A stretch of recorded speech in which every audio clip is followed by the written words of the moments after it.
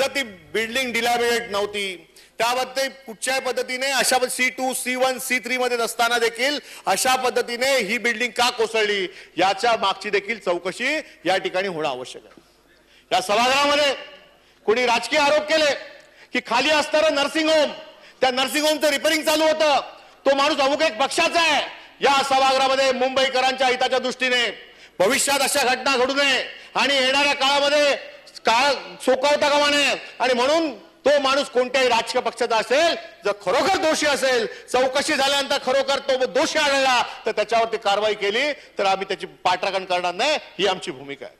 अध्यक्ष महोदय, आज हेच बोलत असताना मी या सभागृहामध्ये आणखी एक प्रश्न या सदनाला विचारू इच्छितो अध्यक्ष महोदय आपल्या माध्यमातून, की ज्याचं उत्तर अपेक्षित आहे। 2009 साली याच इमारतीमध्ये अमल कमिशनची परवानगी बिल्डिंग प्रपोजल डिपार्टमेंटने जर या इकडे असणाऱ्या नर्सिंग होम साठी दिली गेली तर ती कोणत्या नियमानुसार दिली होती?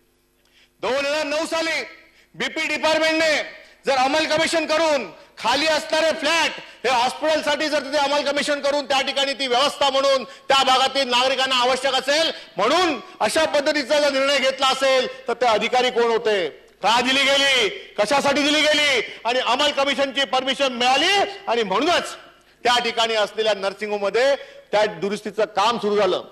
अध्यक्ष महोदय, मी आणखी माहिती घेतली की 2009 साली ही परवानगी घेतली गेली। मला माझ्या माहितीप्रमाणे या संपूर्ण इमारतीला जवळजवळ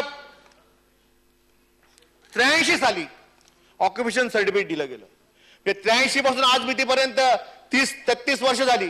30 वर्षानंतर त्या संपूर्ण इमारतीमध्ये स्टॅबिलिटी सर्टिफिकेट देण्याची आपल्या महानगरपालिकेमध्ये प्रथा आहे, नियमानुसार ते द्यावे लागतं। असेसमेंट डिपार्टमेंटने महानगरपालिकेला असिस्टंट कमिशनरला कळवायला लागतं, असिस्टंट कमिशनर सोसायटीला नोटीस देतो, परंतु स्टॅबिलिटी चांगली असताना देखील ही इमारत का कोसळली याचा शोध घेणं आवश्यक आहे।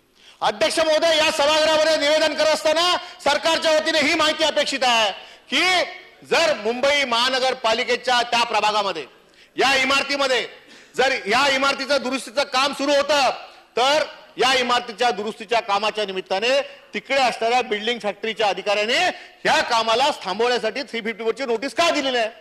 तर अध्यक्ष महोदय, माझ्याकडे जी माहिती उपलब्ध झाली, जी माहिती घेण्याचा मी प्रयत्न करतोय कालपासून, अध्यक्ष महोदय, या संपूर्ण खाली असलेल्या हॉस्पिटलच्या इमारतीच्या दुरुस्तीच्या कामाबद्दल ना ऑनलाईन तक्रार महानगरपालिकेमध्ये दाखल केलेली आहे, ना कुठच्या पद्धतीची रिटर्न मध्ये कंप्लेंट असिस्टंट कमिशनरकडे आहे।